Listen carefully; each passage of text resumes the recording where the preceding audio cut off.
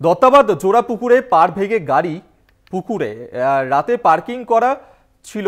গাড়ির কিছু অংশ পুকুরে দড়ি দিয়ে গাড়ি বেঁধে রাখা হয়েছে।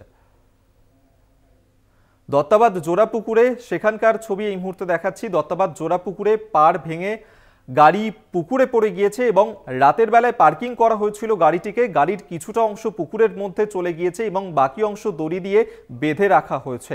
দেবপম সরকার এই মুহূর্তে টেলিফোনে রয়েছেন প্রতিনিধি, আরো বিস্তারিত জানাবেন। দেবপম, দেখো, যেটা জানা যাচ্ছে আজকে সকালবেলা দত্তাবাদের একটি পুকুরের ধারে একটি গাড়ি পার্কিং ছিল এবং সেই গাড়িটি প্রত্যেকদিনই ওখানেই পার্কিং থাকে বলে স্থানীয় বাসিন্দাদের দাবি। এবং আজকে সকালবেলা স্থানীয় বাসিন্দারা উঠে দেখে গাড়ির একাংশ পুকুরে পড়ে গেছে এবং যেটা প্রাথমিক অনুমান যে মাটির ধস নেবেই এই গাড়ি কিন্তু পড়ে গেছে বলে অনুমান করছে।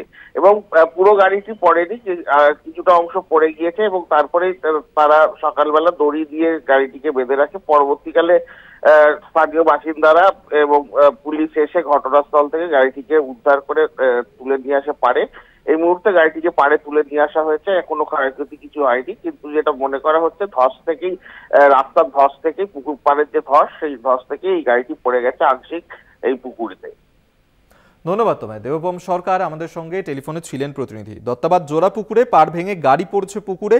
রাতেই গাড়িটিকে পার্কিং করা হয়েছিল সেখানে এবং সকালবেলাতে স্থানীয় মানুষজন তারা দেখতে পান গাড়িটির কিছু অংশ পুকুরের মধ্যে চলে গিয়েছে এবং গাড়িটিকে দড়ি দিয়ে বেঁধে রাখা হয়েছে যাতে গাড়িটি সম্পূর্ণভাবে পুকুরের মধ্যে চলে না যায়।